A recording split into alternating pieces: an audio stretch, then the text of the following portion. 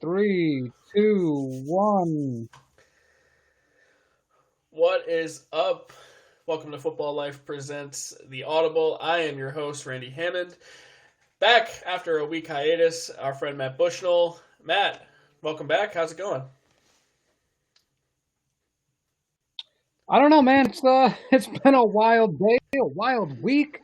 You miss a little, you miss a lot, Randy, and I am just trying to live the dream. Everything is trying to stop me from doing so. Oh, trust me, I know it's been a wild week. I think I can speak from my own experiences there.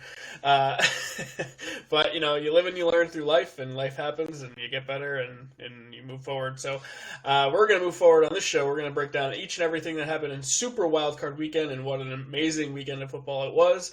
We're going to preview the divisional round matchups that are in place for this weekend. And we're going to start with some news, because we have some of it, Matt, and in this time of year, it's usually transactional news with coaches and GMs. So let's start off with the news yesterday. Kind of surprising to me. The Philadelphia Eagles firing head coach Doug Peterson. It seemed like to me his job was safe, but it appears to me that between the end of the season, what happened in Week 17 with just the tank job of all tank jobs for the Eagles, he just doesn't want anyone to tell him what to do, basically, and that's what it comes down to. And he didn't like apparently the front office didn't like some of the things that he did. He didn't like what the front office did to him. He completely lost the locker room with some of these vets, so maybe it was a lost cause at that point. Eagles finishing 4-11-1, but overall, 5-year span, they made the playoffs all 4 years, and they had 4 playoff wins and a Super Bowl win.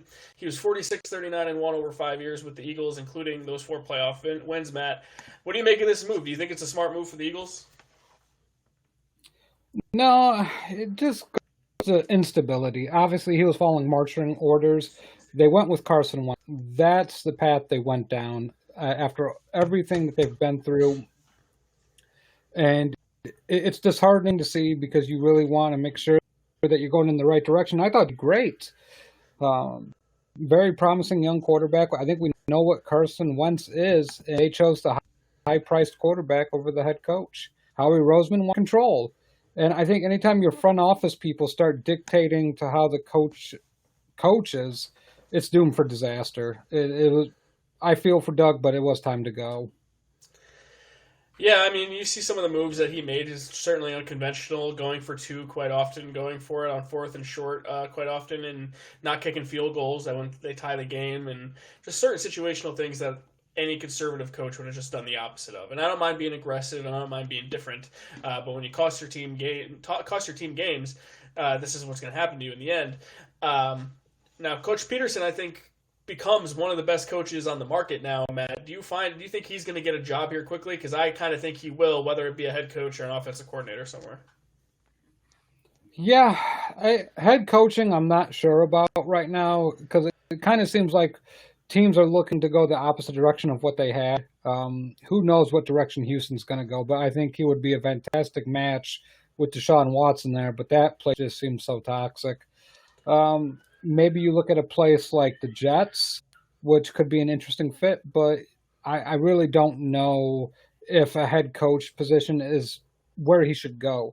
I honestly believe Eric Bieniemy is going to be a head coach this coming go around.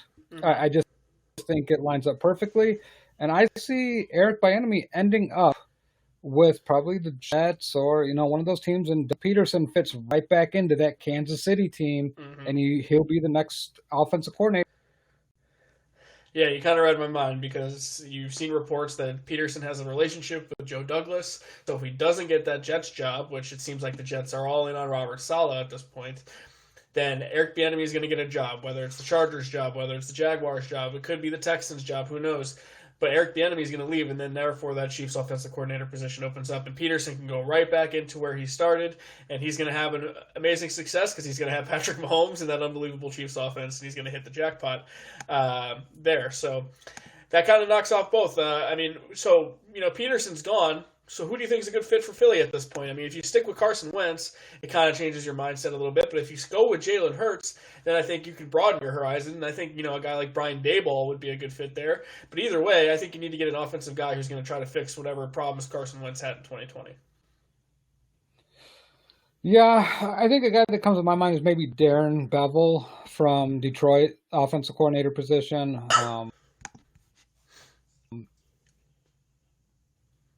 Other than that, the name's going back down to Alabama to pair up with Nick Saban as their offensive coordinator. So, you Yep. know, O'Brien could have been a thought if he was not the head or the GM. Hmm. I think at the end of the day, um, it doesn't matter right now because I think the Eagles it's so fractured. You're going to get rid of a lot of your veterans, guys like Fletcher Cox, Brandon Graham, Darius Slay's going to have to go. I don't see a lot of salvaging what's there right now. So really, you're looking at starting over with Carson Wentz, which doesn't make a lot of sense to me. But like you said, Jalen Hurts gives you more windows or more opportunities to get other guys. I think they read the room and realized trading Carson Wentz was not going to be that easy. Ultimately, that contract and how well he played, no one's signing up to take on that contract in that situation. So, uh, Doug Peterson and Wentz's relationship was fractured, and ultimately they had to make a decision, and that's how you end up here. I think the Eagles eventually land on their feet, and I think Peterson lands on his feet first, and will ultimately be more successful because it'll probably be with the Chiefs. All right, one of the dominoes fell in the GM carousel, and it's with the Houston Texans. Nick Caserio getting the job, the Patriots front office man. And this caused some controversy with the Texans. Texans CEO and chairman Cal McNair overgoing the two choices that a firm that he hired recommended. And it was the Steelers' Omar Khan, and it was Monday Night Football analyst Louis Riddick. And McNair at the last minute decided to hire Nick Caserio, and I think you and I share the same thoughts where you hire a Patriots front office person or a Patriots coach. How much of their success is massive to the fact that they work and along with and for Bill Belichick. So for me, Belichick always has final roster control. So I don't really know what Nick Caserio did for the Patriots. Yeah, that's the biggest question I think we both have. We talked about it pre-show. It's just one of those situations where I don't love what they did. You alienated your star quarterback, your franchise at this point. You let Bill O'Brien trade your best offensive playmaker and DeAndre Hopkins for a bag of nothing. So all of these things just tumbling down for them. And now we're stuck with Houston where our quarterback wants to leave. You have a GM that with the guy that is influencing McNair, it just feels like you're going around in circles, and it's a bad situation. I think you trust the football people. You don't trust this Easterby guy who, from what I read, is all sorts of a screwball, and Mm-hmm. you just went and you did it again. So Yep, and Casario comes in. You think you get the GM job to be the Texan for the Texans, and you're like, all right, well, at least I got Deshaun Watson. Well, Deshaun Watson's not exactly happy about it. He would have liked one of the two recommended GM candidates to get the. He wanted it to be Louis Riddick or Omar Khan.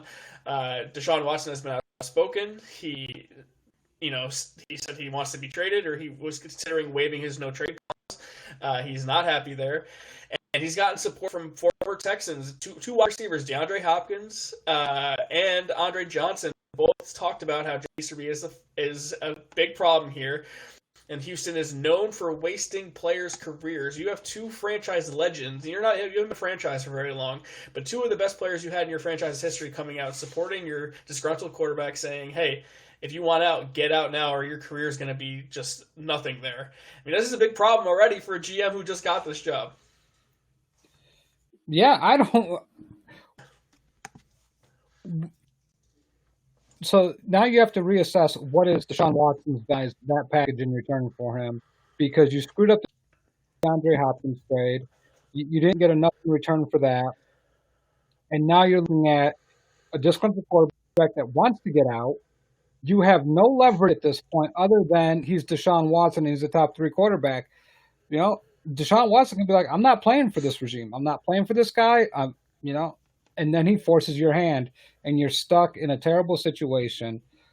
Bad franchises make bad mistakes over and over and over again. It is no secret how you get to this point, and they have proven the Texans, the Jets, the Bengals just making poor decision after poor decision, and you know what? It is what it is. The Detroit Lions, another one, drafting 3 wide receivers in the top 10 3 years in a row. I mean, it's not rocket science on what these teams fail to recognize. Right. So Watson is angry with the Texans for so many things. One of them being the Chiefs not interviewing Chiefs offensive coordinator Eric Bieniemy, and then that led to him saying he would consider waiving his no trade clause to go to the Dolphins in a deal that would include Dolphins quarterback Tua Tagovailoa. He said he's upset with the current state of the team. Even 3-time Defensive Player of the Year on the Texans, J.J. Watt, franchise legend, probably the best player in franchise history, was apologizing to Watson at the end of the year, saying, "I'm sorry we wasted one of your prime years." I mean, Watson's 25 years old. This guy is so legit. He has such a bright future. He had an incredible season. I don't know what the Texans do. I'm just trying to see Miami having Deshaun Watson, and man, I mean, if you're a Jets fan or a Bills fan, and after that run that you just dealt with the Patriots, you have to hope that does not happen. Yeah, it goes to the Dolphins, who have a plethora of picks, but it goes back to what are the Dolphins willing to trade to Houston? Do they believe in Tua? Obviously, I think wouldn't be opposed to trading Tua and a first-round pick, but I think for Tua, you're not getting the number 3 overall pick at that point. I don't see trading Tua and that. So the Texans are really in a bind here. You get Tua, but then you have nothing to build around, and then it's even worse in Houston than it is in Miami. Like, the issue I saw with Tua was that he had a hard time looking off receivers, just really shied away. Like, he had a little hiccup in his delivery. They had to bring in Fitzpatrick to close out games. Yep. You don't know what he is. So, to me, I think Watson would be terrifying for that AFC East if you're not a Dolphins fan. But I think there's so many other avenues for teams to take advantage of trying to get Deshaun Watson. I don't think Miami's the only spot. Well, I think if you look at some other teams that could be needing quarterback, you look at the team who should have drafted him to begin with, your Chicago Bears. They're going to be interested in a quarterback. I don't know what they could give up for him, but they might not take as much as we think if they can get a couple firsts, since they don't have any firsts. I think he's worth a couple of first-round picks. I think he sets your franchise up for success for years to come, so you can afford to be without a couple first-rounders if you wanted to go that route. The Pittsburgh Steelers, I think Big Ben is all but done, and we'll talk about that game in a little bit here. But I have a couple San Francisco 49er fans in the group, which they're trying to get away from Jimmy G and the Nick Mullins. You get Kyle Shanahan, any elite quarterback, it's the sky's the limit for the 49ers, it seems. So I don't blame anyone for really wanting Deshaun Watson. If you're the Dolphins, I would give up both of those first-round picks for Deshaun Watson. You are already so good. You have such a good coaching staff. You have a good defense. You don't have great weapons, but I think Deshaun Watson elevates those weapons already.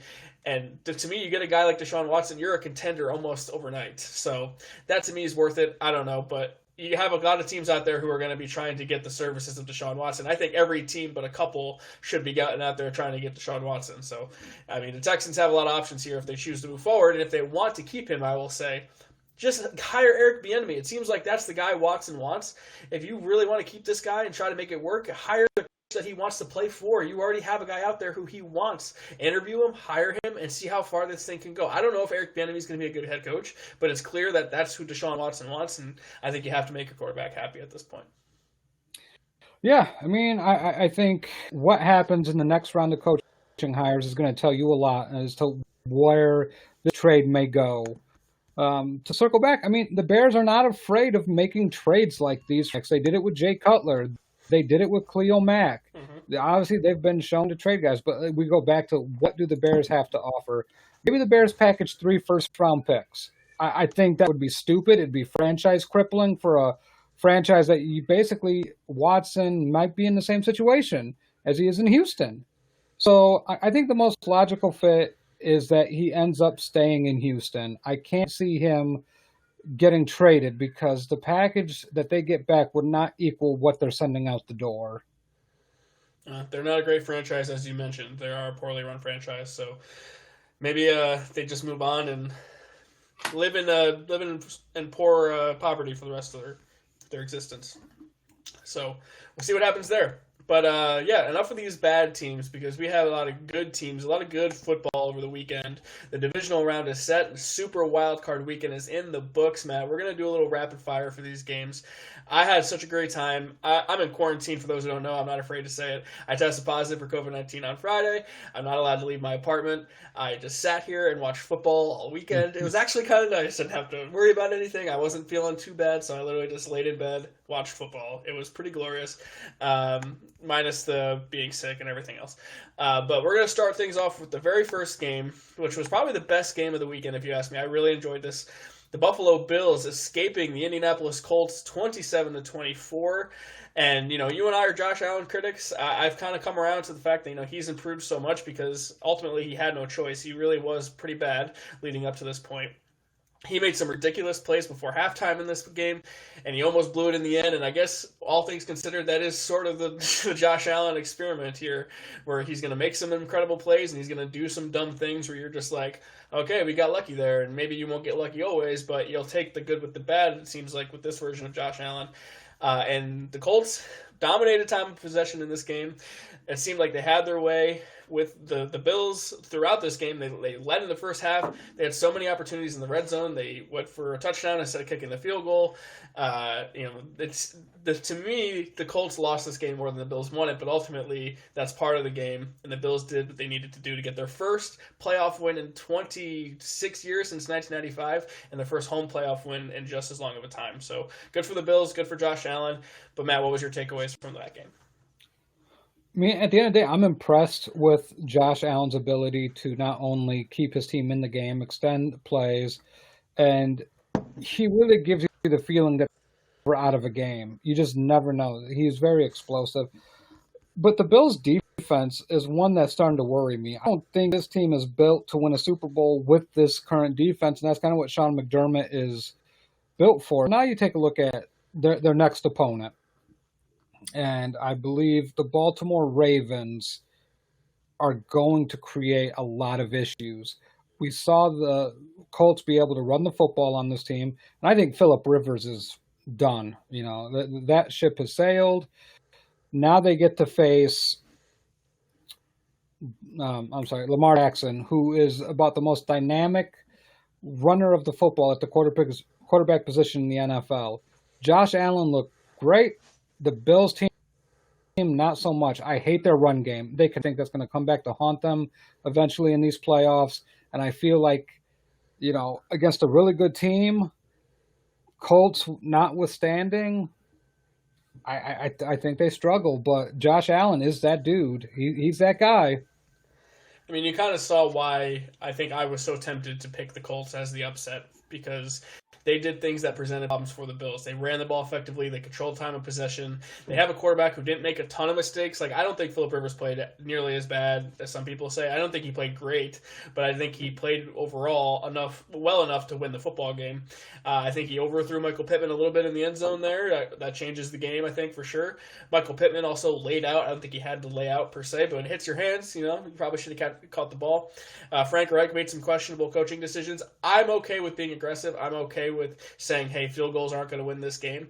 But sometimes you have to understand situations and understand the long-term effects of these situations. Like not coming away with points there before the end of the half, and then the Bills coming all the way downfield, 95 yards, and scoring before half is an insane swing of a turn of events before halftime that it felt like the whole momentum was changed.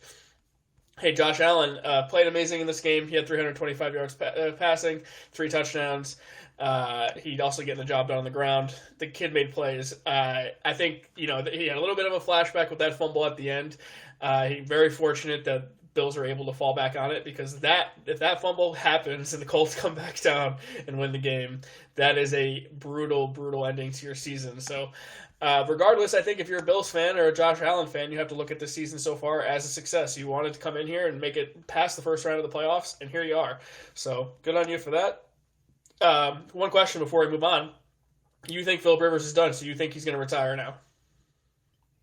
Yeah, I mean, I know a lot of people said he didn't play bad this last game, but the guy couldn't throw the ball 35 yards downfield. I mean, the throwing motion is so slow.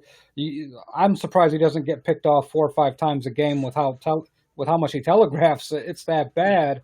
Yeah. But everything just looks sloppy with him. It's hard to imagine the Colts wanting him to come back. And then you take a look at what team's going to want him. You know, he may want to play next year, but you got 9 kids at home, Phil. Go home. You know, coach some football. It's time. Yeah, I think arm strength has been a problem for him for a couple of years now. I mean, he's always had an unconventional style of throwing the ball, so I'm with you on. I think he is done. I think he's had a Hall of Fame career. There's nothing to be ashamed of there. I think he's come up short in the playoffs a bunch of times, and some of it's his fault, some of it's not. But he had a good run. I don't think there's anything that he can take back and regret really, except maybe we're winning. But yeah, I don't think he played bad, but the arm strength is a real concern. The Hail Mary was not a great look there at the end. And if he doesn't go back to the Colts, I kind of agree. I don't really know where he ends up. He's got a head coaching gig already lined up for his high school. He's got plenty of kids. He's got a family. Hey, you're set up for life, my friend. Right off into the sunset, and see you later. All right, moving on to the second game of Saturday, which this game went not at all how I expected, and it is the third installation of the NFC West battle between the Los Angeles Rams and the Seattle Seahawks. And the Rams coming away with this one 30-20 in a game that John Wolford started, didn't even make it out of the first series. In comes Jared Goff, and I mean Jared Goff I don't think played very well, but he did enough. He had some toughness. He was in there battling. The fact that he could even throw a football with his thumb problem, I have a ton of respect for that. But to me, this game says a lot about Seattle, more so than the Rams, because the Rams, to me, have a great defense, and they have qualities of a team that could make a big run. And before they lost the Jets game, I was talking myself into the Rams. You saw that in this game. They have a great front. They have great defensive secondary. And Seattle had issues all day, and you can start this conversation without Russell Wilson. Since the interception in the Super Bowl, he's 5-6 in the playoffs, hasn't exactly played well in the postseason. To me, this says a lot more about Seattle than LA, but also credit to the Rams for going into Seattle and getting a dub here. Yeah, I think it's one of those situations where you see Seattle, every flaw was on the table, Randy. Every flaw. And we keep on building Seattle up. And I know we thought they were going to be good. A lot of us had them winning the NFC West, and they did. Maybe it would have been different. Maybe a healthy 49ers team would have exposed them for who they are. I think what I saw was a different team from what I thought it was after that Arizona game.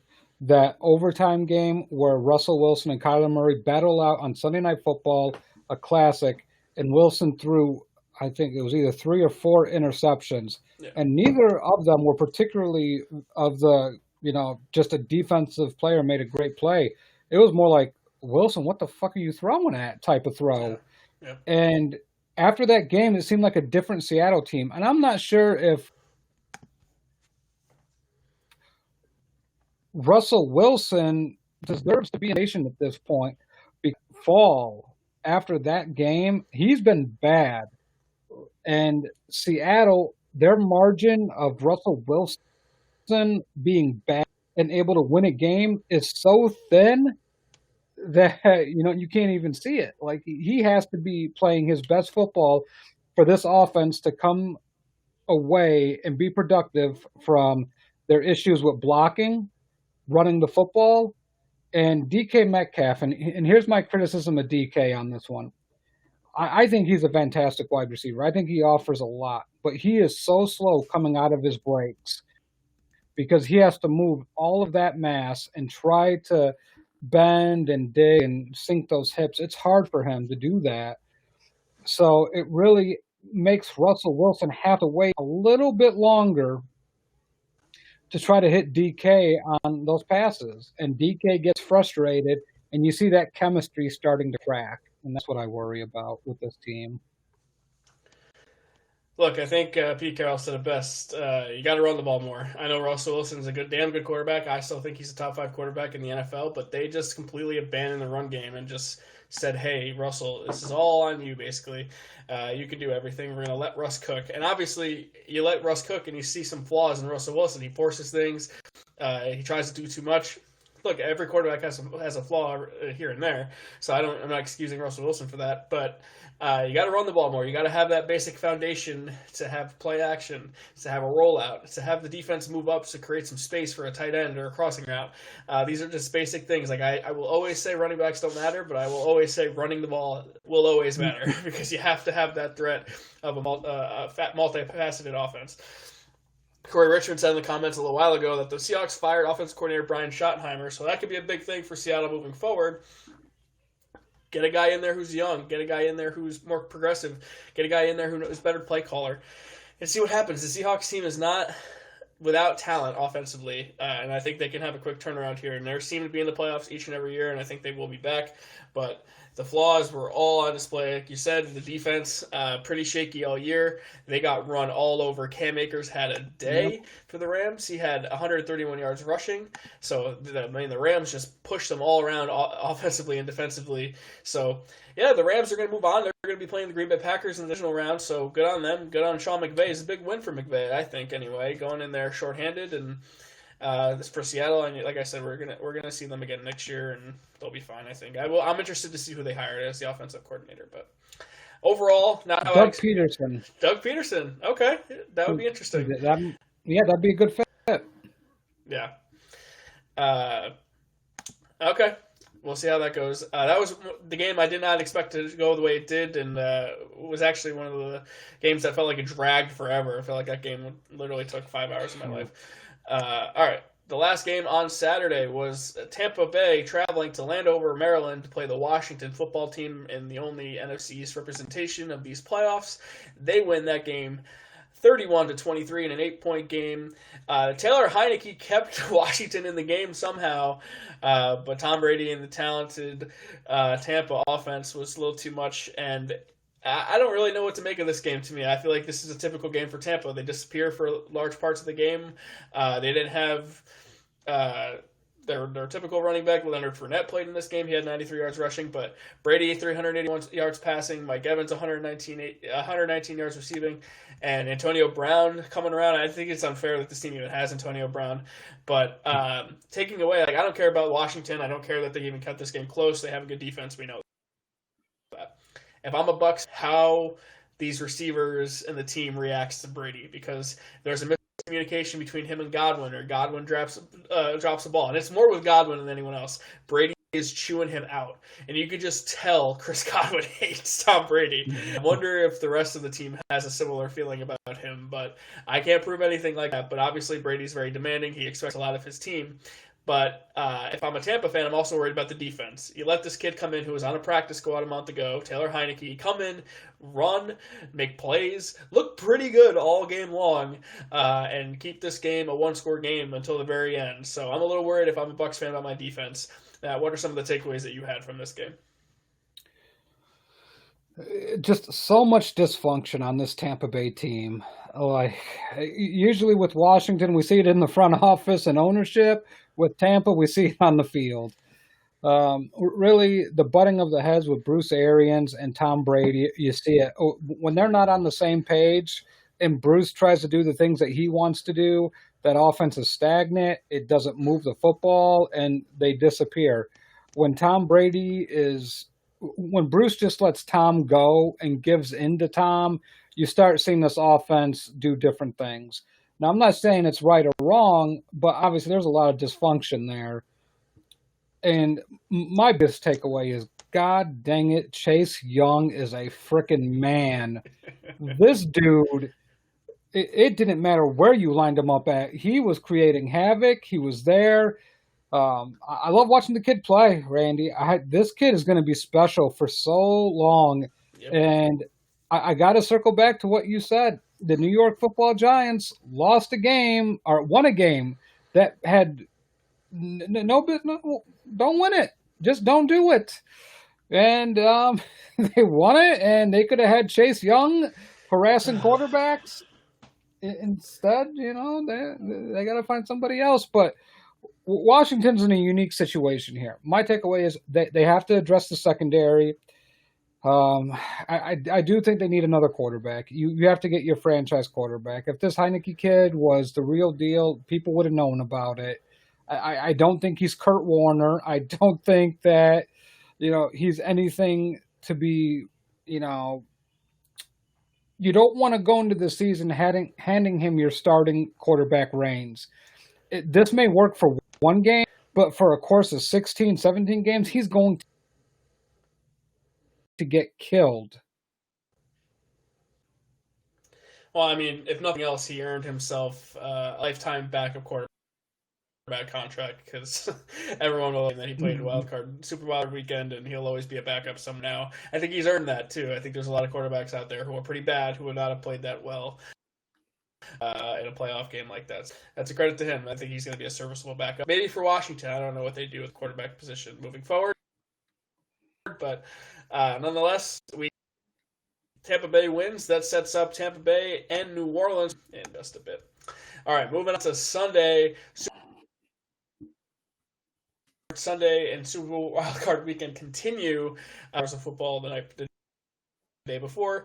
You got more. First game I was so excited for. I thought it was going to be the game of the weekend. Baltimore at Tennessee.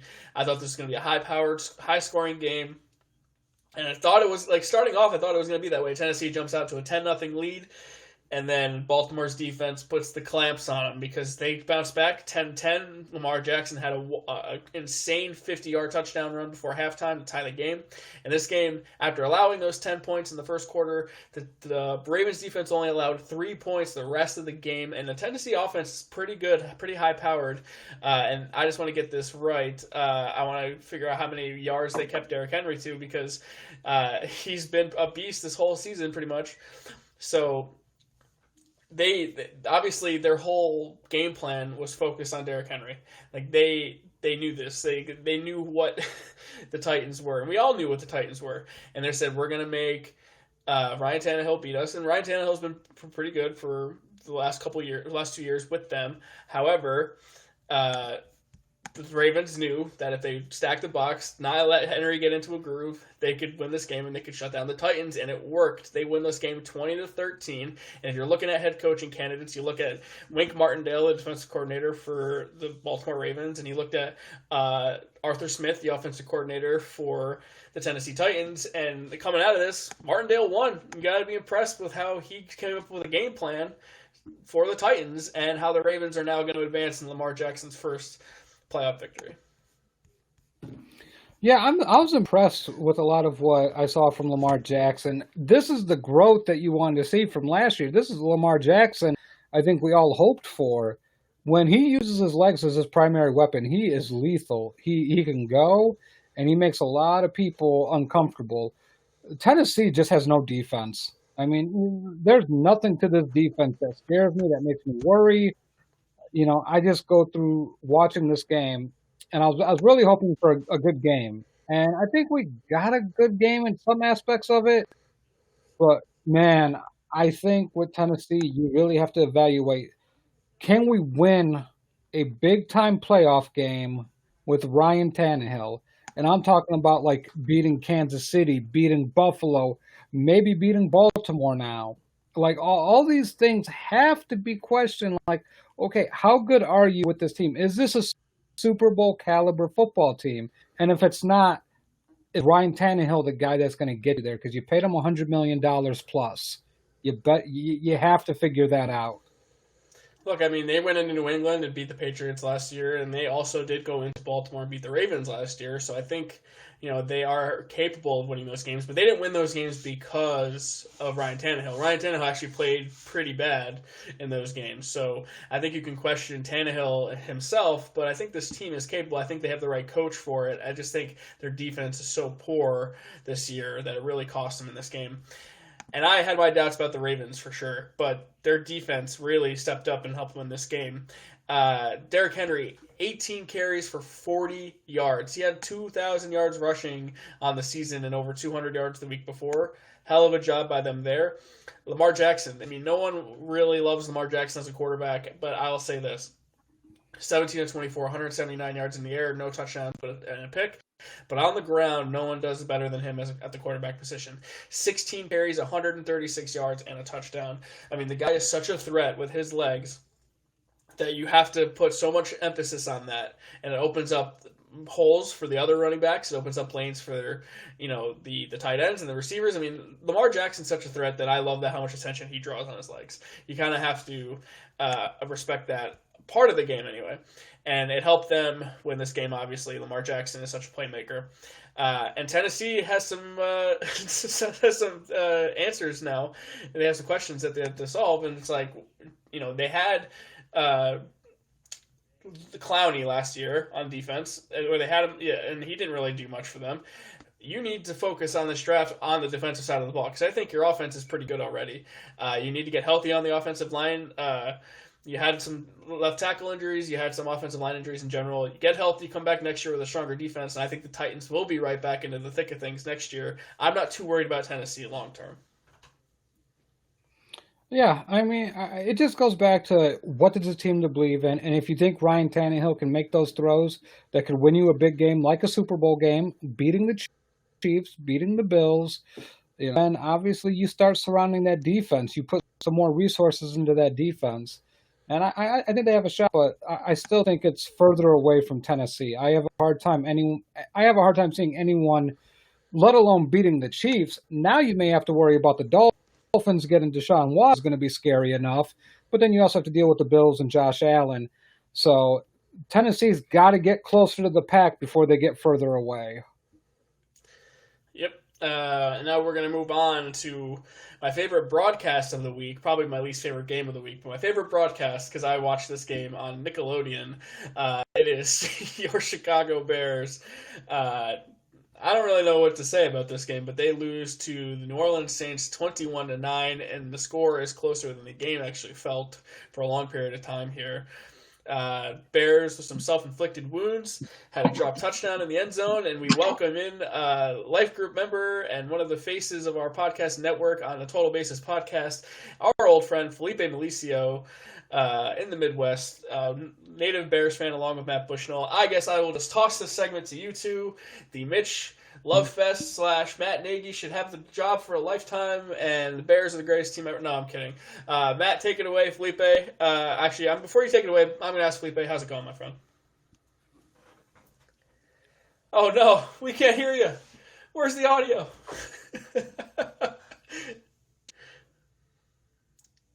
Oh, Felipe, we can't. Oh, I guess he can't take it away. Oh, no. Oh, no. Oh, well, Matt, you can take it away. Well,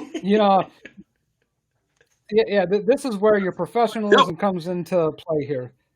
I hear him. I think we got something. Oh, finally. Jesus. Anyway, how's it going? Felipe, welcome to the show. How you doing, man?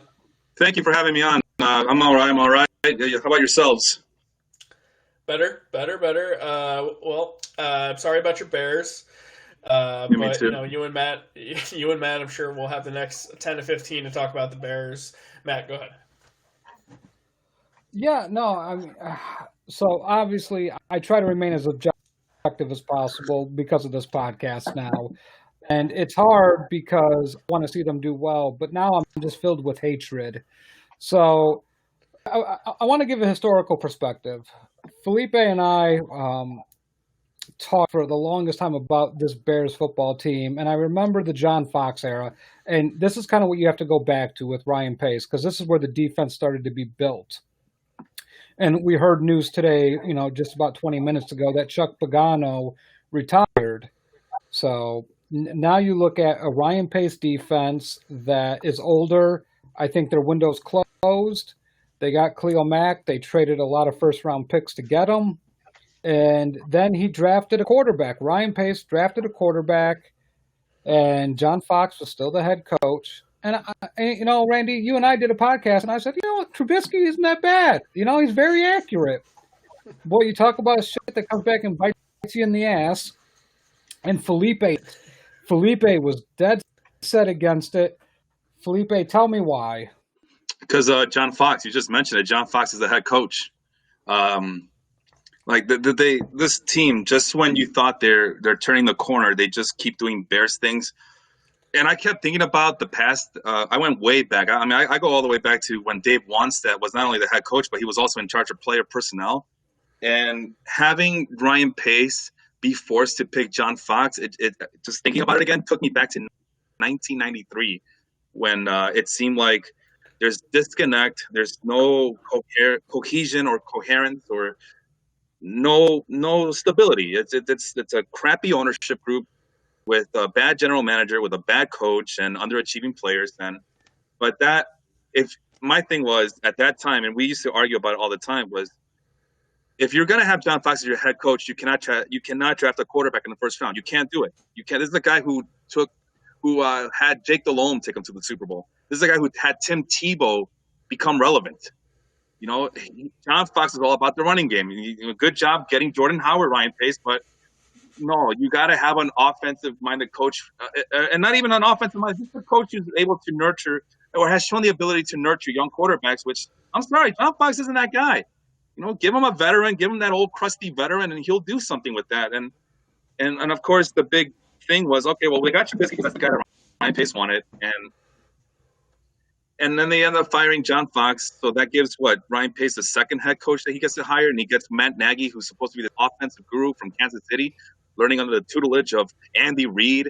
And it turns out that he's a freaking fraud too. I mean, he was brought in to do that, make the offense relevant in Chicago, because it's the same old story here in the Bears land.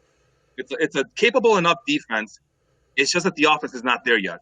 Matt, we've been singing about that since the Dick Duran years, since the Lovie Smith years. It's like doesn't matter who's the coach. It's that Bears notion that, well, it's all about the running game, the defense, the middle linebackers, and we'll eventually get a quarterback. It doesn't matter. It's like this is like the most ass backwards team in the NFL, and this year they actually had talent. They had a soft schedule. They had regression on their side. You know, the bad year last year, but this is going to be their bounce back year. And it started out that way, and then everything just came down like a house of cards. And you have to go back and just think about the beginning of like the 2018. Was it the 2018 draft or the 2017? Sorry, 2017 draft. And you decided to run and die, or to live and die with Mitch Trubisky. I mean, kudos to Ryan Pace for believing and trusting his gut feeling, but this just wasn't there, man. You didn't have the setup. You didn't have the structure to coach up a guy who really needed to be coached up.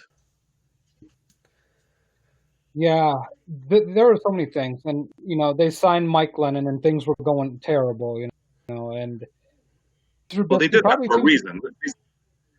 They did that. I mean, they signed Mike Lennon because he was there to fail, just like Nick Foles was here to fail, just to make Trubisky look good. Now, Nick Foles, that's a favorite to more for like Matt Nagy because they have a history together, and which was it's an okay signing. But this whole time, you're not doing anything to improve the team, Bushnell and Hammond.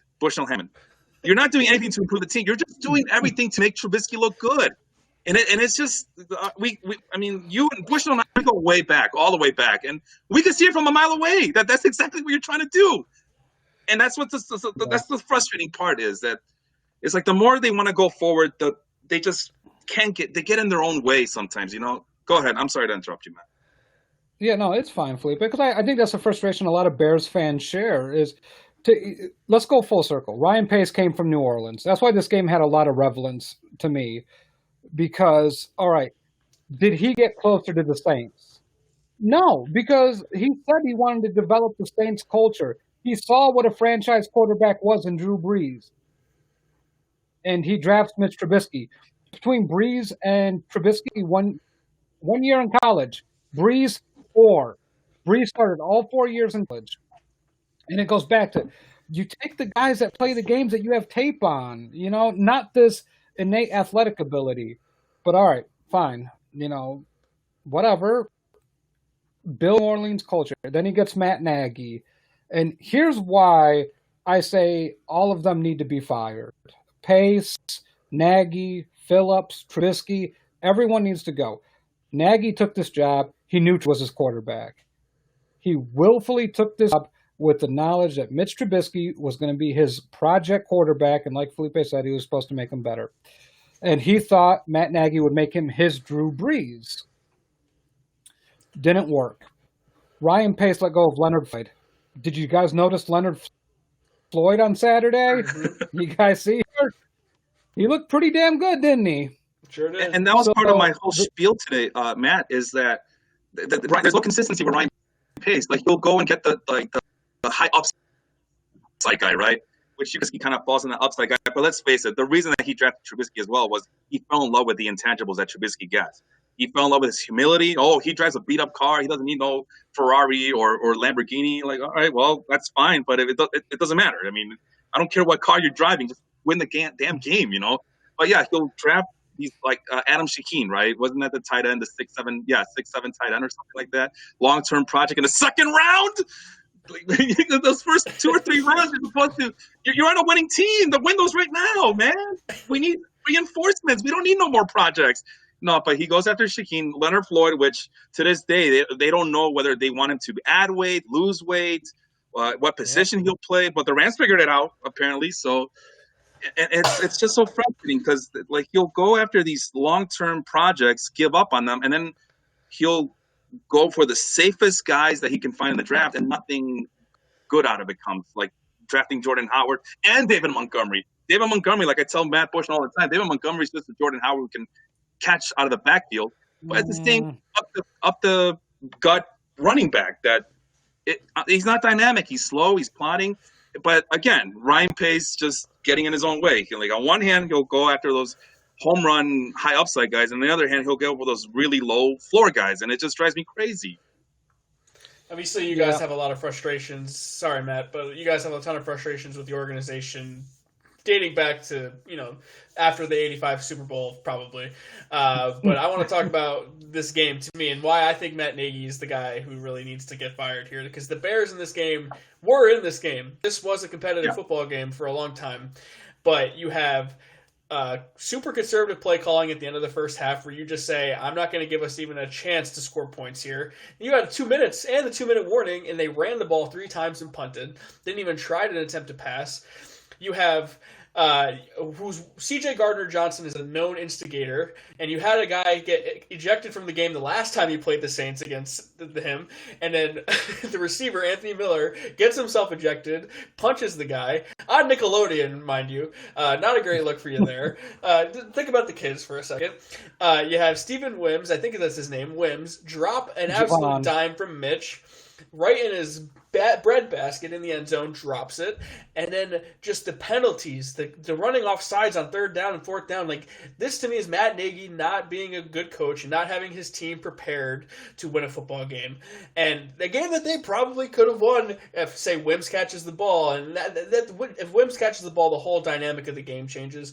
But there are so many other things the Bears did to beat themselves that is strictly you could put on coaching. I know Mitch is limited, but the coaching, you can coach around bad quarterback play. That's been happening for years.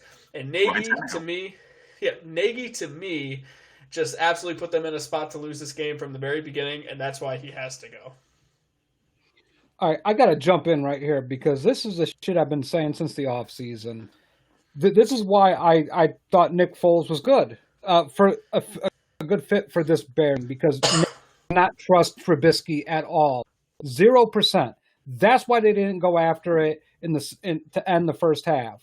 And if you don't trust Trubisky in that type of game, why the fuck is he in there? Why are you starting Mitch Trubisky if you're not going to let him go win that? You had nothing else to lose. And if he throws 5 interceptions, he throws 5 interceptions. I don't give a damn because I already know that Nagy doesn't want him.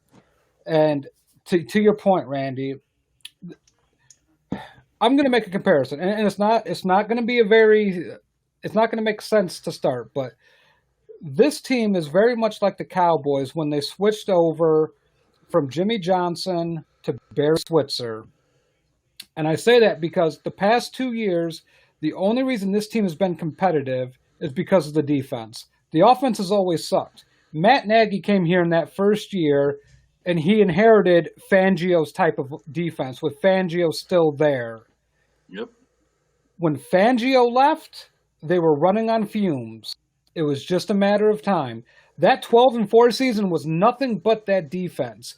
Mitch got the ball in favorable positions at every point. Every game, you could almost see Mitch get a ball in a favorable spot.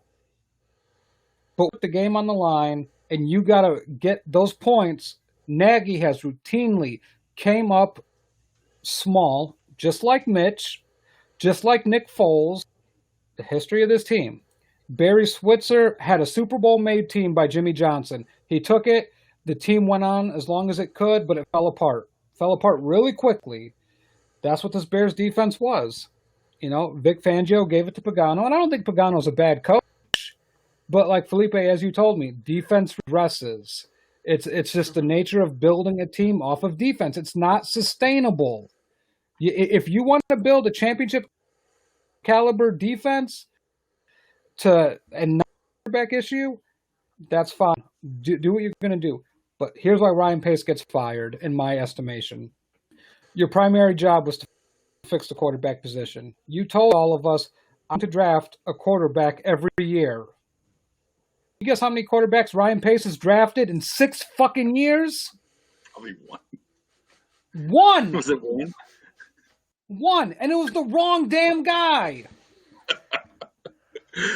That's exactly what he said. I'm going to draft a quarterback every year because that's the school of thought that he comes from. He got that from Sean Payton or whatever the hell. And to this day, we don't have any quarterback waiting. And now Trubisky's a free agent. And now we're stuck with Nick Foles. And you're probably going to have to draft another quarterback, start over, or look to see what's in the trash heap and sign another quarterback to a long-term deal just to get a backup in. I mean, that's just mismanagement on his part. And that's part of the problem. Is that you can't just fire Matt Nagy. They're a package deal at this point. You either got to keep both of them, which I have a bad feeling, Matt and Randy, that knowing how this McCaskey family works, they're going to find a way to keep them for another 2 or 3 years just because, well, they made the playoffs, so how can you get rid of them? They made the playoffs. And I think, yeah. And, oh, man, it's just so frustrating because, yeah, like Matt said, the defense was still good. I mean, you saw what happens when Akeem Hicks is there. I mean, Khalil Mack makes the most money, but I'm sorry, man. When that defense is running on all cylinders, Akeem Hicks is the most important player on that team. We saw what happened with Akeem Hicks, not just this year, but last year too. When he gets hurt, the whole team hurts. When he's healthy, the whole team's happy. I mean, it's no coincidence that he came back and the Bears started winning again. The problem is he's going to be 32 years old next year. Not for long. Not the NFL. Not for long. That's what Jerry Glanville told us. Not for long. He's going to enter his year number 10 next season. How much longer are you going to depend on that old Grizzly veteran to get you going, to get that defense motor running? You know, and why isn't more people talking about Khalil Mack just kind of disappearing on games? Which I don't want to bash the guy too much because I mean he is the best player on defense, no doubt about it. But I mean he needs to be a Superman because this team just needs it. And he didn't, unfortunately, he didn't show up like that. I mean, Matt, maybe I'm wrong, but this year when I saw Khalil Mack, I did not see visions of Von Miller with the Denver Broncos. That's all I wanted. Just if he can just beat Von Miller with the Denver Broncos, this team will be set. It's no coincidence that they ended up the way they ended up. And that's going to be my summary on this Bears defense. But 2 points, what? Yeah, I got 2 things. Okay, go ahead. The first thing is that Khalil Mack point. You said, you know, he has to be Superman. It may not be fair. You know, I'm just paraphrasing at that point. No, it is fair. You get paid $126 million. You signed the richest defensive contract at that time. You damn well better be Superman. That's my expectation. Yeah. And then my next point, and you know what, the Bears. I got a question about the Saints, but I'm just going to go to the Bears after, you know, real quick. They're going to bring everyone back. They shouldn't. I've heard rumblings today that everyone's on tap to get fired. I have a feeling this is going to be spun, and we're going to get the Matt Nagy, Ryan Pace, and Mitch Trubisky trio back for one more time. I will bet they all come back. It's going to be dumb as shit, and I'm not going to watch a game of those fuckers only to break down tape. But I can almost guarantee that's what's going to happen. Now my question on the Saints. Was the Bears defense that impressive against the Saints, or are there bigger issues with the Saints offense? It has to be a little bit of 2, right, Randy? I mean, there has to be the Bears defense. I mean, the Bears defense did show up. But they also showed up the first time around. And maybe it's the constant thing here is maybe it's a Drew Brees problem, not so much as a Bears defense being that good. Am I wrong in that assessment, Randy? What do you think? Well, I think the Bears came to play on the defensive side of the ball for sure. I think the front line came to play. I think they did a good job on Alvin Kamara for the most part. I do think the Saints offense has really some issues, and it's mainly at the quarterback position, but they still have enough talent where you should be able to win a game like this handily, and they did really, but it was also still competitive. The Bears defense I thought played really well, and I think the Alvin Kamara aspect of this is where they played well because you saw what Kamara could do against a team like the Vikings who scored 6 touchdowns in that game. He plays this game as 23 carries for 99 yards and a touchdown. I mean, yeah, he still had 99 yards and a touchdown, but 23 carries, he worked for it. He's not just getting that off of 12 carries, and he only had 2 catches for 17 yards. So I think the Bears really did come to play there. Breeze looks old, 28 to 39, 265 yards, 2 touchdowns. I'm not trying to take away anything from the Bears defense because I actually do think they did a pretty good job. Michael Thomas had 573 and a touchdown in his first game back in a long time. Deontay Harris, I think that's his name. I don't remember if that's his name or not, but he had 743. Right. I thought, he presented more problems than anyone else, it seemed like to me, and I think that's the speed guy, and a guy who can give Bears the problems on the outside anyway. But for the most part, without Roquan Smith, and we haven't talked about that yet, but he didn't play in this game. The defense actually showed up and kept this a competitive game for quite a while, and they had a goal line stand in which they had to stop the Saints 8 different times at the end of that game, where it was 28-3, and then they called the touchdown back, but they called a penalty on a running back jump pass, like an old Tim Tebow play, and the Bears still got the stop on that possession, so I give them credit for that. If I was a betting man and I had the Bears minus 10.5, and I was mad if they scored the touchdown at the end, just didn't get to go for 2, I'd have been pretty upset, but I'm not a betting man, thankfully. But I think the Bears defense did a really good job in a Saints offense, especially at home, that is capable of putting up better numbers than they did. But it goes to show that if you have a good enough defense, you can stop the Saints because they still have limitations on offense as well. Felipe, before you go, my friend, go ahead. Predictions for next week. Who do you got in your games? Oh, man, I'm not even paying attention. The Bears are out, and Meatball Felipe can take a break. I didn't watch any other games except for this one. I think I told you, right, Bushnell, that, hey, I better only be talking about the Bears because I did not watch any games. But I do want to, since we're talking about it, how awesome was that Nickelodeon telecast? I know Bushnell does not have Nickelodeon, he told me. But that's the only reason I kept watching. It was awesome. I'm looking forward to more of that next year.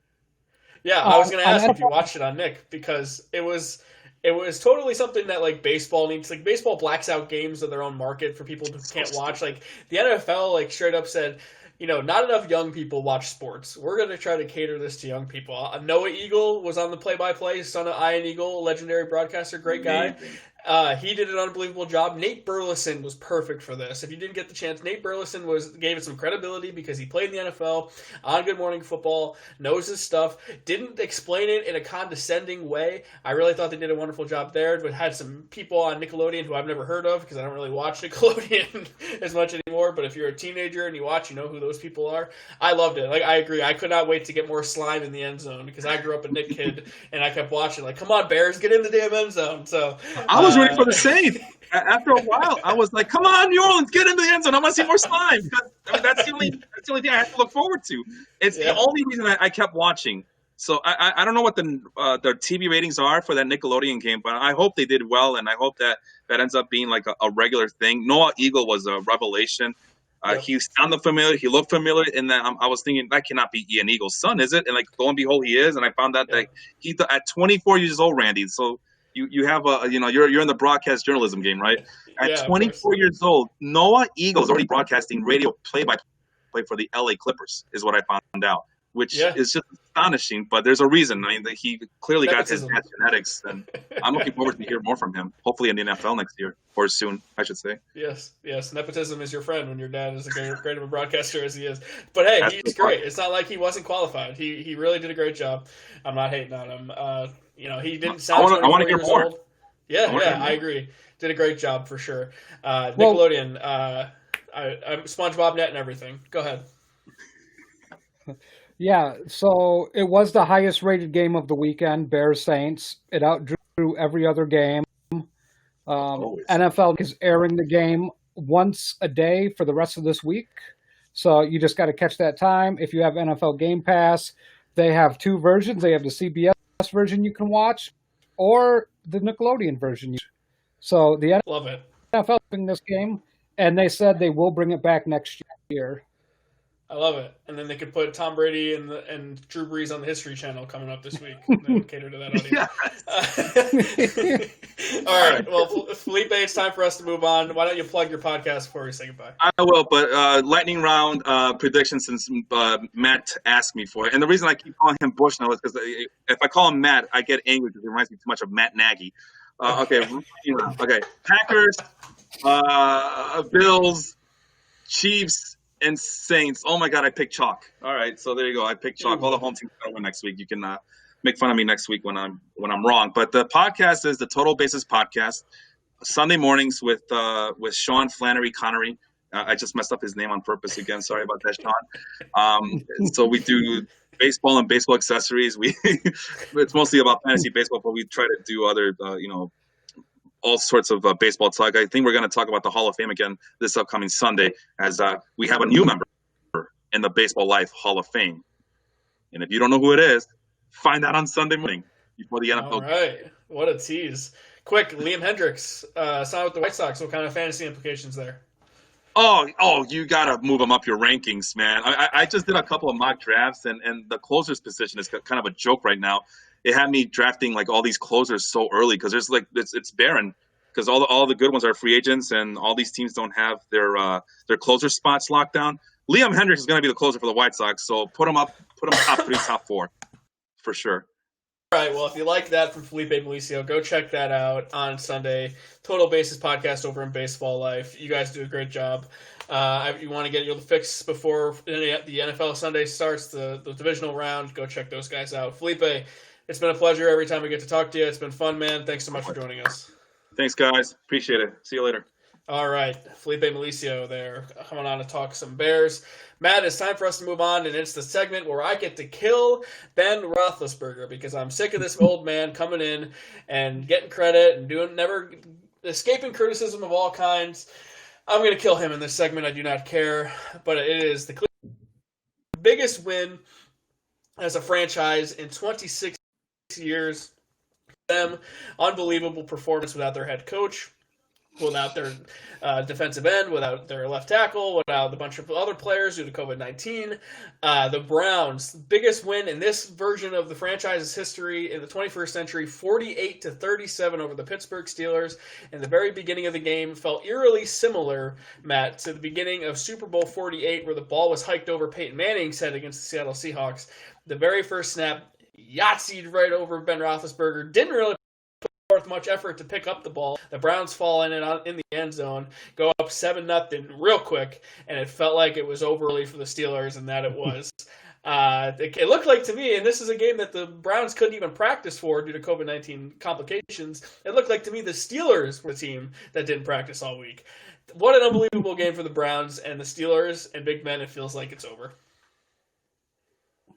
Man, I tell you what, I think I took a little bit too much joy out of this game because it was nice to see the Browns come up, man. Like, everyone just shitting on them all year, Randy. And you and I said this felt like a playoff team. We said 10-6, 11-5. We kind of felt that for the team, and kudos. And Corey Richmond, I hope you got to enjoy the game because, man, they exercised some demons in a big no better feeling than not only beating your arch rival but curb stomping. I turned on the game and it was already 28-0, and I'm like, what the hell happened?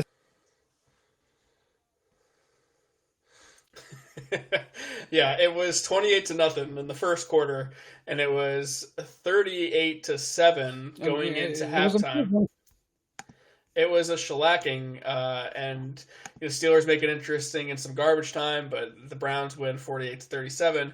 And Big Ben, 47-68, 500 yards passing, 4 touchdowns, 4 picks. Garbage time, this is why Blake Bortles is the greatest fantasy quarterback of all time, because the numbers you could put up when the game is out of reach are remarkable. And this is where I'm going to kill Big Ben. And everyone's killing Tomlin. I know Steelers fans who are sick of Tomlin, and they're all sick of him and whatever. And that's fine. I understand it if you're frustrated. The Steelers started 11-0. No one really believed in the Steelers. That's fine. Their bye week went from week 7 to week 4, and they had to play 13 straight games, basically. So this season, I think you're going to use that as an excuse if you're the Steelers. This is why I'm going to kill Big Ben. They lose the Super Bowl to the Green Bay Packers 10 years ago. Since then, they are 3-7 in the postseason. They lost games to Tim Tebow, to Joe Flacco, to Blake Bortles, and now to Baker Mayfield in the postseason. And Big Ben has 32 career postseason touchdown passes, and he has 28 interceptions. That's not going to get the job done, my friend. Too many turnovers. Big Ben has gotten away with poor playoff quarterback play for too long. I'm not letting him get away with it any longer. He won 2 rings, was god-awful in the first championship, played really well against the Cardinals, but that's about it. Big Ben has been a guy who comes up small in these big games, always has a great receiving core, always has talent around him, always has a great offensive line, and always has a great defense, and he always comes up short, especially in the last 10 years since that Super Bowl against the Packers. To me, time to go, Big Ben. You're as big a problem as anyone here in Pittsburgh. It's time for them to find a new quarterback. I mean, I think Big Ben needs to work on his diet a little bit. I know where his chest began. It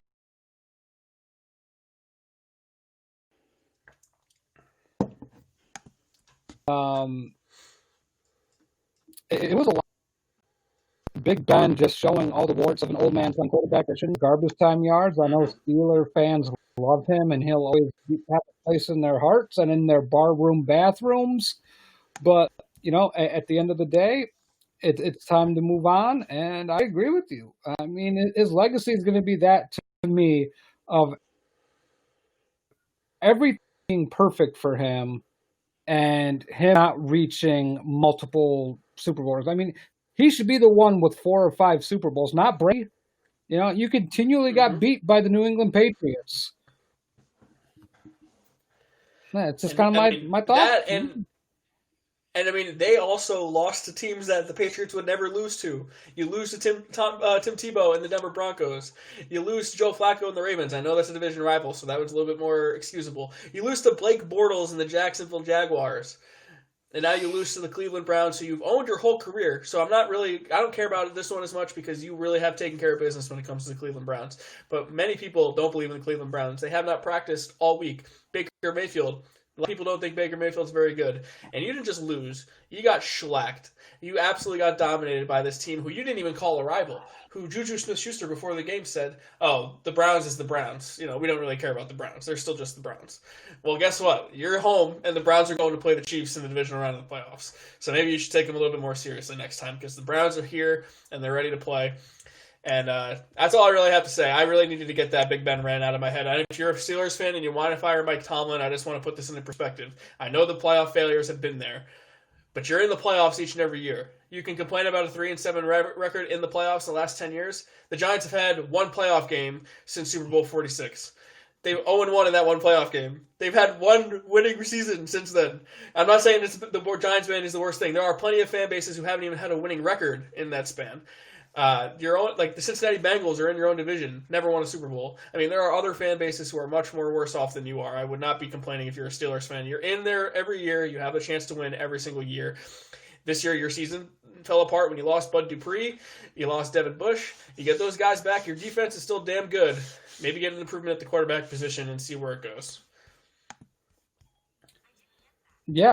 I mean, I don't have much to say. I think the Browns exercises a very much needed demon, and good for the Browns. A new era, Cleveland, Randy. A new era in Cleveland. I love it. So, I mean, we've taken a while on the show to get to this point, but we're here. The divisional round is now here. We're going to just go through this a little quicker, I think, because we've already talked about all those games. So, the first game is Saturday, 4:30, Rams at Packers. You have an LA team traveling to place a team in Wisconsin. I don't love that, but you still don't know who's going to play quarterback, whether it's John Wolford or Jared Goff, going against the favorite for the MVP and Aaron Rodgers. The Rams defense, in theory, should be able to keep them in this game, but I don't love that warm weather California team traveling to Green Bay in January. It's a terrible matchup for the Rams on this one, I think. Yeah, a lot of people will cite Cam Akers, run Cam Akers. But the issue when you face Aaron Rodgers and the Green Bay Packers is that Aaron Rodgers makes decisions lickety split. And I get Aaron Donald's great, but unless he's lining up outside where David Bakhtiari hurt, Mm-hmm. I don't know, man. The Packers are built for this. Aaron Rodgers can put up 28 points in a blink of an eye. I think it'll be a good matchup, but it's the Packers for me. I'll take the Packers 24 to the Rams 10. I mean, we also should point out that Aaron Donald got hurt in that game.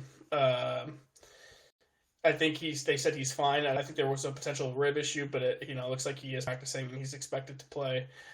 He does have a rib injury, but McVay says he is expected to play.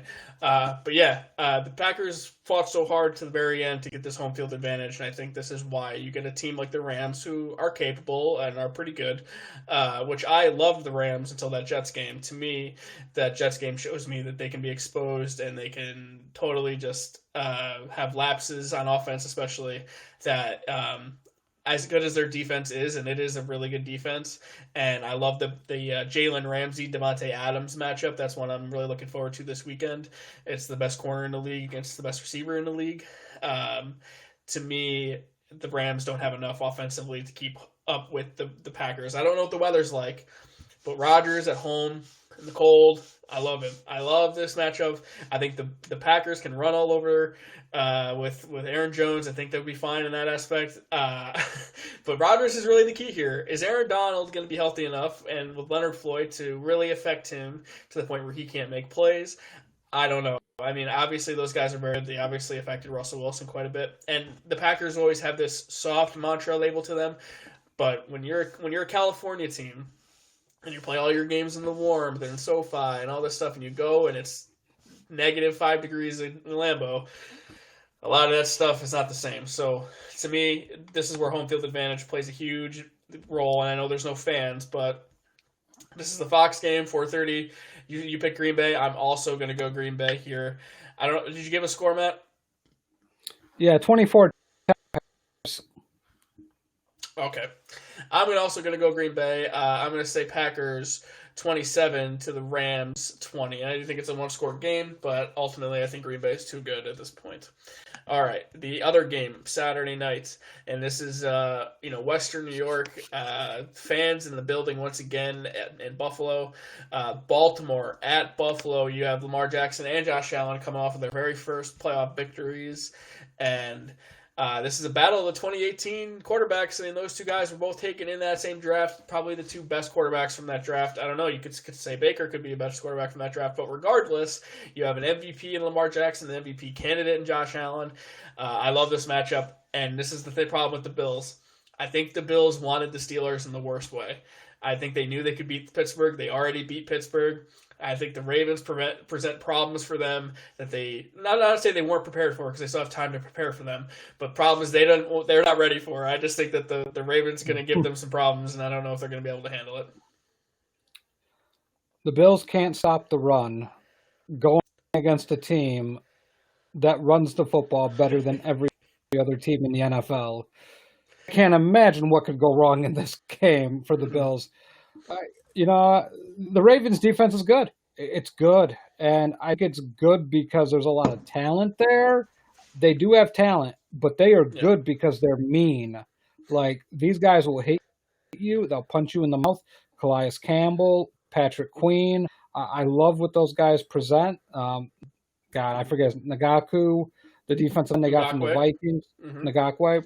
Matt Judon is no slouch either. I mean, Marcus Peters is nasty corner. Yeah, and they're going to take a lot of shit. So, it's another one of those teams like C.J. Gardner-Johnson. I mean, they're going to be in your ears. They're going to be chirping, especially Marcus Peters. He's no stranger to that, and he's going to push a lot of buttons. To me, this is the worst matchup on the slate for the Bills. Like, if you could have asked them, who do you want week 2, the Ravens would have been last on that out of possible matchups because it is going real bad for them. Figure out how to clog those run lanes. They are undisciplined in gap control. Their linebackers do not tackle very well, and they're a little sized, and their secondary is just, those boys ain't making those plays. So to me, the advantage, the disparity between these two teams, Randy, is greater on the offensive of the Ravens and the defensive Bills than it is for the offense of the Bills versus the defense of the Ravens. And I'm going to make my prediction right now just to get it off the books. I'm going to take the Ravens 31 to the Bills 29. Ooh, okay. I mean, look, this game has all the making to be a classic, right? I think the running aspect of it is important because the Colts are a good running team. I don't think they're a great running team, but they kind of just randomly would just go on chunk runs of 20-plus or more in the second half of that game, and that's what kept them into that game against Buffalo. So you're telling me that Lamar and J.K. Dobbins and Gus Edwards aren't going to be able to just have their way with that Buffalo defense? I kind of think they are going to have their way. And this is what I like. I mean, the Colts defense is good, but I think Baltimore's defense is kind of nasty. And I think they have the swagger about them where they're like, ooh, Josh Allen can make some mistakes if we bait him into them. And I think that they are ready for that. I think Marcus Peters is a playmaker. I think they have other playmakers on the defense that are going to rise to the challenge and say, hey, remember Derrick Henry when he rushed for 2,000 yards on the season? Remember how he was a tractor-cito and the Titans couldn't be stopped? Well, they're probably saying the same thing about Josh Allen. Hey, this guy's supposed to be an MVP candidate, right? This guy had the greatest improvement season that we've ever seen at the quarterback position. Let's show him why. Let's show the world why he was suspect to begin with. So, if you're a Bills fan, I'd be a little worried about this matchup. I am totally worried about this matchup for Buffalo, and that's why I'm going to also pick the Baltimore Ravens. But I'm going to say it's more of a defensive matchup because I don't think the Ravens are an offense that can light it up as much per se, but I think their defense is capable of locking down an offense quite like Buffalo's. So I will say Baltimore 24 to the Bills 21. And it's a one-score game still because I think the Bills are super talented, but I think Baltimore gets the job done in an upset fashion. All right. Moving on here, Matt, to the next game, which is actually Sunday now we're moving on to here. And it is the Cleveland Browns, the 5 seed, or the 6 seed actually, taking on the Kansas City Chiefs, the 1 seed. And I got to be honest with you, Matt, I don't think I've seen the Chiefs in like a month. It feels like forever since we've seen the Chiefs. I mean, the last week of the season, we get Chad Henne, I think it was, playing quarterback for them. But regardless, the Chiefs, this version of the Chiefs, I feel like hasn't played in forever. And I think that can be dangerous. We saw that quite a bit with Peyton Manning's Indianapolis Colts, where they rested guys in the last week of the season, then they have the bye week, and then they come out rusty. Are there any concerns for you there with the Chiefs? I do see rust being maybe a slight issue early for this team, but I mean, let's not kid ourselves. Last year, the Chiefs, they got down 28 to 3 against 24-0 to the Texans. Yeah, and we all know how that game turned out. So yeah. I do like the Browns defense, but I don't like the Browns defense that much to, present anything different than what the Houston Texans did. The Chiefs, the issue when you go against the Chiefs is really it's a matter of picking your poisons, and both poisons are super elite. So if you're going to let Patrick Mahomes apart, he's going to destroy you. If you let the Chiefs run against you, they're going to run for 200 yards. So, and we're not even talking about the defense. Baker Mayfield had the benefit of not playing Steelers defense with Bud Dupree being out, and I think that made a big issue. I'm going to say at the end of the day, what happens in this game is going to be totally dependent on Baker Mayfield, and I do not trust Baker Mayfield in these spots. Not with Chris Johnson, not with Tyrann Mathieu, with Fuller. I'm sorry, I got the wrong Fuller. I don't think Kendall Fuller plays for them any longer. But there's just too many issues that present for the Browns to overcome this Chiefs defense. And therefore, I am going with the Chiefs 37 to the Browns 20.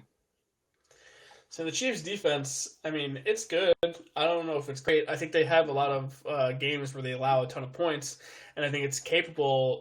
The Browns are capable of being one of those teams that put up a ton of points. You have a two-headed running back monster, and we've talked about it. Like Nick Chubb and Kareem Hunt on the same team almost feels unfair. And the way they run with them and they scheme with them and use them in the pass game, those guys are such playmakers that it makes the offensive line better. It makes Baker Mayfield better. It makes Jarvis Landry and Rashard Higgins and Donovan Peoples-Jones and the rest of the offense better. To me, I think that if the Browns played this right, and I think Kevin Stefanski is a smart enough guy, and he will be back for this game. He's not going to he's not going to watch from his basement again. If you played ball control and you were able to keep your defense off the field and make the Chiefs feel rusty longer than they should, like if you're the Chiefs, you start with the ball, you go 3 and out, or you get it for 1 first down, have to punt. But the Browns hold the ball until more than halfway into the second quarter. Like, you could continue to be rusty into the second half at that point. The Browns have swagger to me. They have momentum to me. They're coming off of a high of the biggest win in franchise history. I'm going to say the franchise history, although, the Browns have a rich history going back, but the biggest win in franchise history this century. I think the Browns are going to get up for this game and say, I know that the Chiefs are great. I know that the Chiefs are the reigning champions and they're the favorites in this game, but we're just not going to lay down and just let them dominate us like they dominated the Texans last year. I think this game's going to be very close. And I'm not going to pick the Browns to win, but I'm going to pick them to be in this game to the end here. And I'm going to say Chiefs 31, Browns 27. And Corey Richmond, you're right. Anything is possible when you play football. And I've said all year I don't think anyone could beat the Chiefs. But I kind of think the Browns could do it if they played the perfect game. Because there's something to be said about not playing for 3 weeks. There's something to be said about too much rest. And the Colts did that so many times. And I know you said they got down and they came back quickly and all this stuff. It could go very poorly for the Browns. The Baker could have a couple turnovers and then it could snowball and it could be over with. But if the Browns played a perfect game, I could see it. And I don't know if it's possible, but I'm actually really excited for this game. I think this is going to be a great matchup. Baker being the number 1 overall pick and Mahomes being a first rounder the year before. I love this quarterback. And the matchups in the AFC are all young guys. It's all Josh Allen, Lamar Jackson, Patrick Mahomes, and Baker Mayfield. And Baker's the oldest quarterback of the bunch. That's unbelievable. He's only 25 years old, and he's the oldest quarterback remaining in the AFC. So it happens when you get Tom Brady out of our lives, too. Which, not the case, because the final game on Sunday is the oldest quarterback matchup ever. There's never been a matchup of a quarterback who's 43 years old and 42 years old, and Tom Brady and Drew Brees. But that's where we are in the Tampa Bay New Orleans matchup, 6:40 on Fox on Sunday.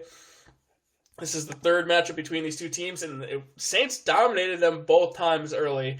Everyone says, "Oh well, you can't. It's not easy to beat a team 3 times." But as our friend Kay Adams, I'm not calling her my friend as if I ever met her, but I love watching Kay Adams on Good Morning Football on NFL Network, says that the team wins that third game more often than not, especially in the last 10 years.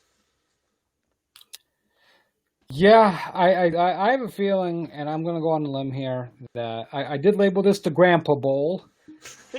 I like the Bucs.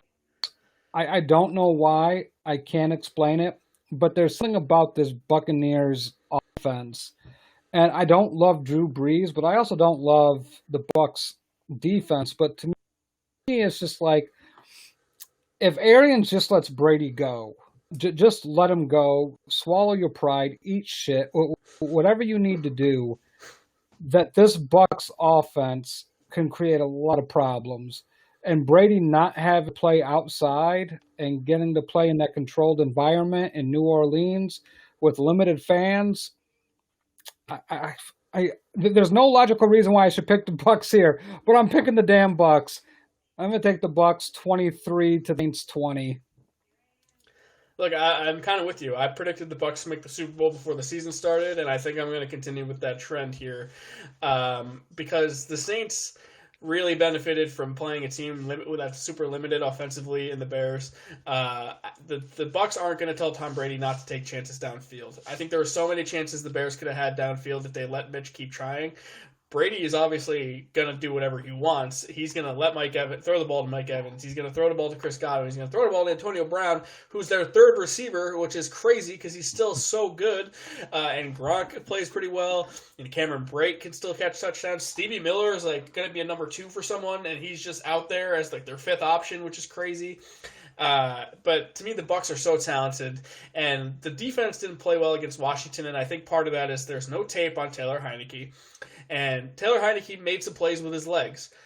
Drew Brees is not going to roll out to his left, run 20 yards, and dive and cross the pylon with the football. It's just not going to happen. Like, Taylor Heineke made an unbelievable play to score a touchdown against the Bucs defense. Drew Brees is not even going to run for a yard in this game. It's just not going to happen. So the Bucs can pin their ears back, and they can rush the quarterback, and they can cover Michael Thomas, and they can stack the box against Alvin Kamara. And I think the Saints the fearfulness of the Saints is like, if I'm a Saints fan, Brees looks like a shot fighter. His arm is shot. The arm looks like my arm. I can throw the ball 40 yards in the air, but there's no zip on it. I have to get it pretty high into the air, I've never played professional football, so it's bad that Drew Brees' arm resembles my arm. So to me, I just feel better about the Bucs at this point. Brady's arm looks more lively. He looks better at this point than Drew Brees does. I could be totally wrong. The Saints have the Bucs number this year for some reason, but I think the Bucs find a way to win this third game. In the Dome with no fans is much different than the Dome with fans. The Bucs, to me, I have a better feeling about them. I have no other explanation than that. I think they're more talented, and I think Brady is on a mission. So I know people hate Tom Brady, but I think he is a psychopath in that aspect. Guy wins. So I'm going to go Bucs 27, the Saints 23, and then they'll have a date with Green Bay and Lambeau, which would be great too. All right, so that's the show, Matt. We finally made it to the end. It feels like forever, the show, because of the technical difficulties and everything. Made it. I still can't believe that's the oldest quarterback matchup ever, but a combined age 85, whatever. But we're not that old. We're young whippersnappers in this podcast game here, kind of. But we had our friend Felipe Melicio on talking about the Total Basis podcast on Sundays, but we have so many other shows that we offer here on our Life Group umbrella. Why don't you tell us about some of them? Yes, so coming up on Wednesday, we have The Step Back with Leon Tompkins and Jacob Anthony Moses. Love the basketball breakdown. NBA kind of at a crossroads, so they will have the latest information on how many games are going to get played. You may not be able to defend that championship, Lakers. Better get your COVID situation under control. Then Thursday, we have the Work Shoot podcast with Corey Richmond. Absolutely love that podcast. Can't say we do have our Total Basis podcast with Felipe and Sean Connor Flannery, as Felipe finally calls him. Monday, I don't know if Dong City's going to go. I know they did this week because Francisco Lindor got traded to the New York Mets, but they missed the biggest news out of this whole winter with Liam Hendricks going to the White Sox. So maybe they'll come back for a special episode on how great the White Sox are going to be this year. Maybe. And then we're back, Randy. We're back. Yep. On Tuesday, the Audible, Grammy nominated, Oscar nominated, Emmy nominated, Porter of the Year and Randy Hammond nominated Randy may win Time Person Magazine of the Year. We do not have a trophy case yet. We need one.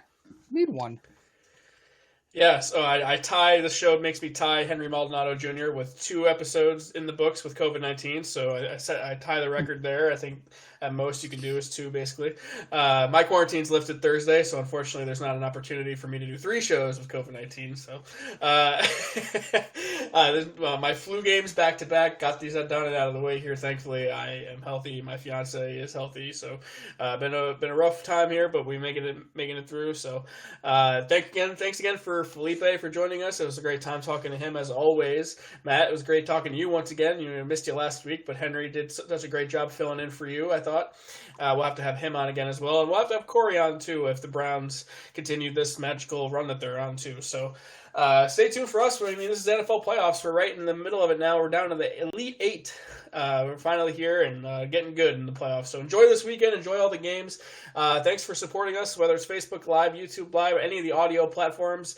Wherever you are listening to us, however you are listening to us, thank you for making us a part of your day. I'm Randy.